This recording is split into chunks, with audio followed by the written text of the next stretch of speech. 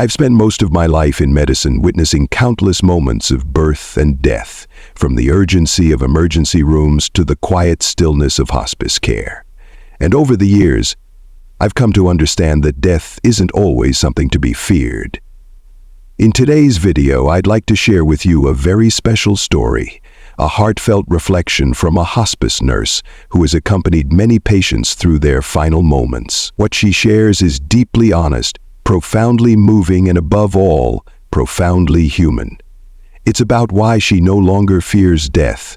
I believe that after hearing her words, you too may feel a sense of peace when thinking about the final chapter of your own life. One of the most powerful reasons not to fear death, at least for me as a physician, lies in the very biology of our bodies.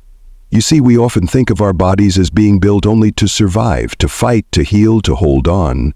But what many people don't realize is that the human body is also built to die, gently, naturally, and in its own wise way. When death comes gradually, not through trauma or sudden illness, but as part of a natural progression, as we often see in hospice care, something remarkable happens. The body seems to know. It begins to prepare not with panic or pain, but with a kind of quiet intelligence. One of the first things we observe is a rise in calcium levels. Now, to most, that may sound insignificant, but it has a very important effect. It helps the person sleep, and not just for a few extra hours. They begin to sleep deeply for longer stretches, almost as if the body is slowly leading them into a place of rest. At the same time, the sensations of hunger and thirst begin to fade. The body gently releases us from the urge to eat or drink. It no longer asks for energy to sustain itself, because it knows the journey is shifting inward. For family members, this can be difficult to witness. Why won't they eat, they ask. But from a biological perspective, this is not suffering.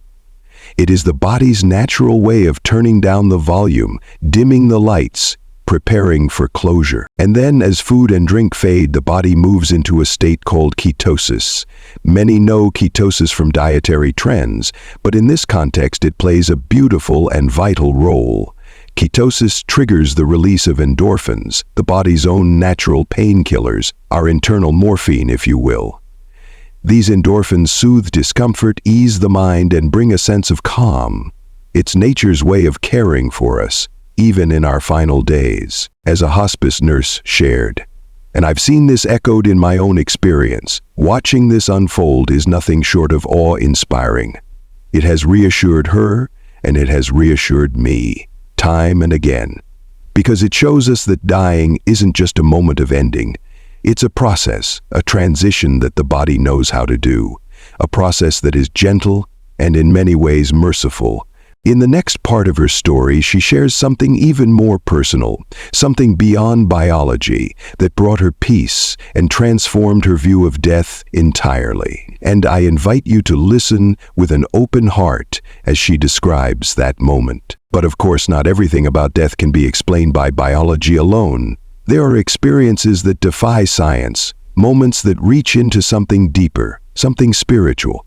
And that brings me to the second reason this hospice nurse no longer fears death.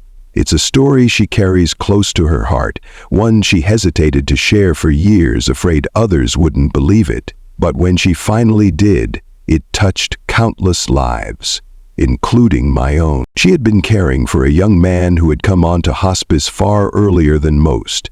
He didn't have many close family or friends, but over time he formed a deep bond with the hospice team, and especially with her. They weren't just providing medical care. They were filling in as his chosen family, sharing quiet afternoons, long conversations, and the kind of gentle companionship that matters so much at the end of life. They often spoke about the big questions. What happens when we die? Was he afraid? Did he believe there was something more? These conversations became a safe place for him to explore his fears, and for her to listen without judgment.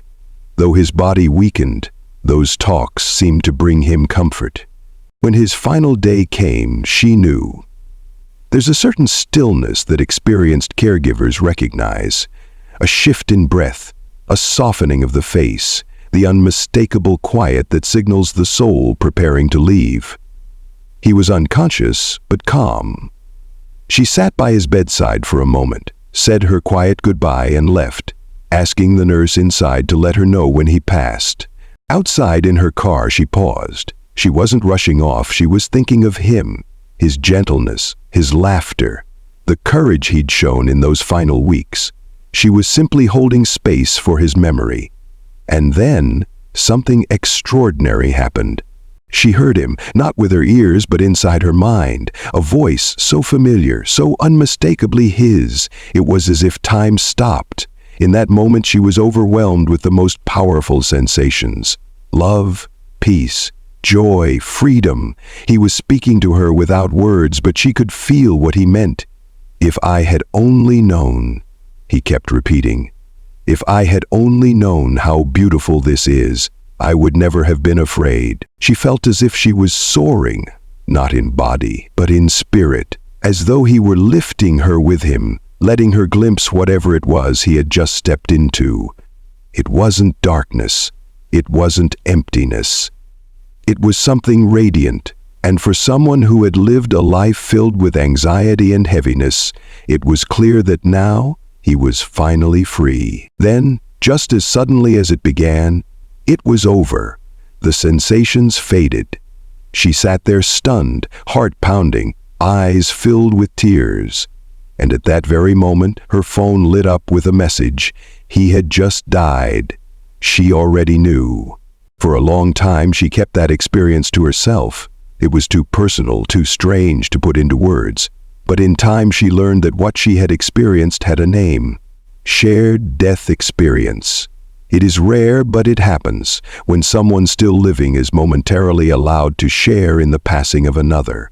And for her, that moment was transformative. It was more than comforting. It was convincing. Whatever lies beyond this life, it was nothing to be feared. And so, between the science of how the body gently guides us out of life and the mystery of what may await us beyond it, she found peace.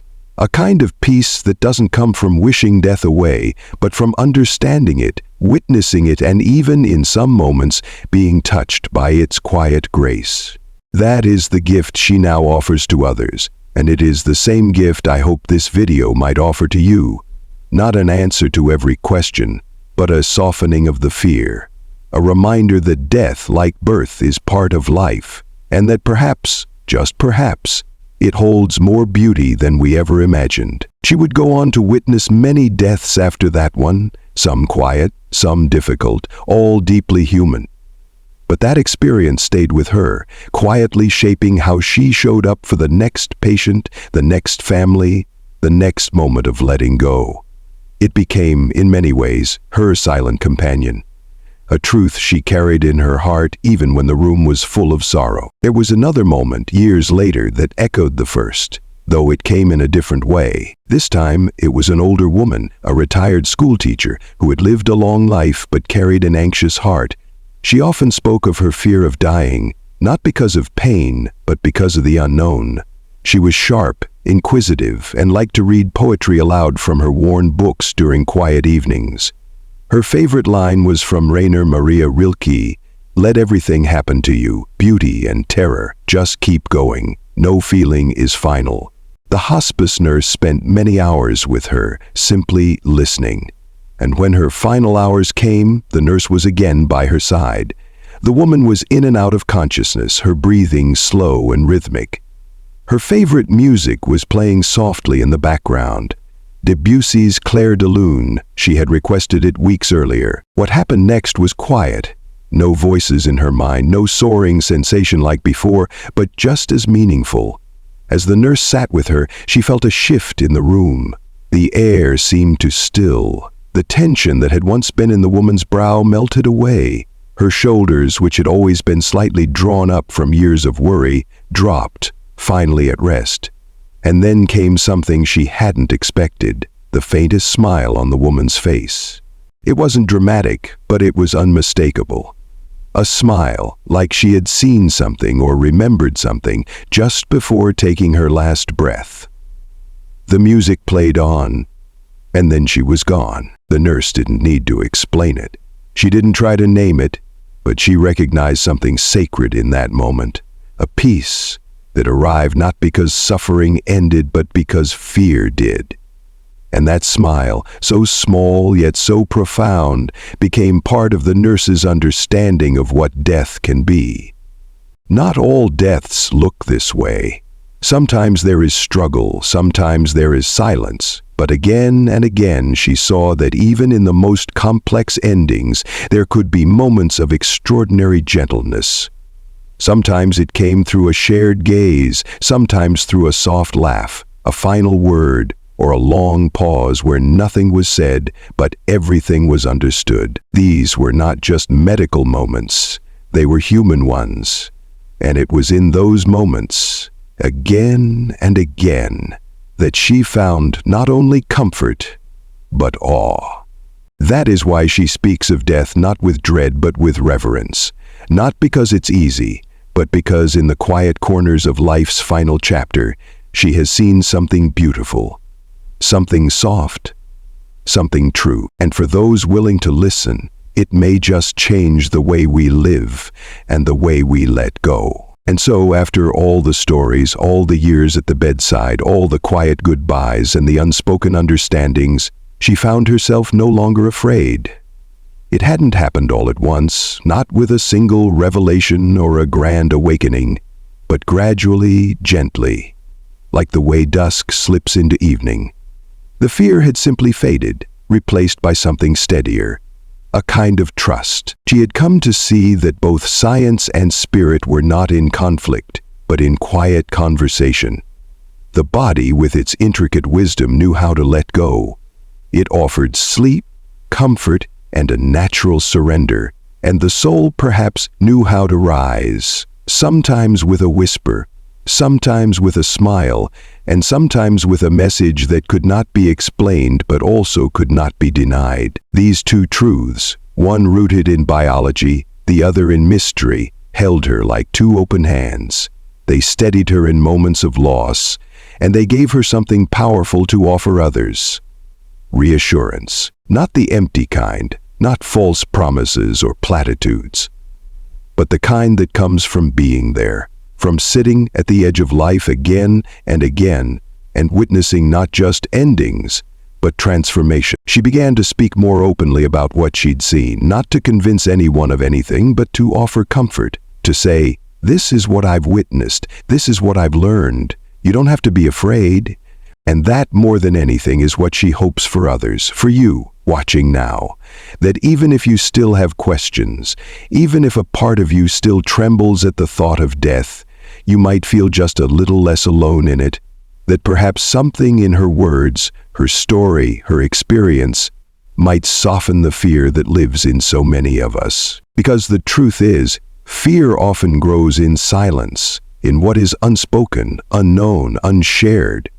But when we begin to talk about death with honesty and tenderness, when we witness it not just as an end but as a deeply human passage, something shifts. What replaces fear is not certainty, but peace, not answers, but trust. And maybe, just maybe, that is enough. It is enough to begin imagining death not as something to run from, but as something we can begin to understand, prepare for, and even, in quiet ways, make peace with. She would often tell families, death is not the enemy, the unknown is. But the more we learn, the more we witness, the more the unknown becomes familiar.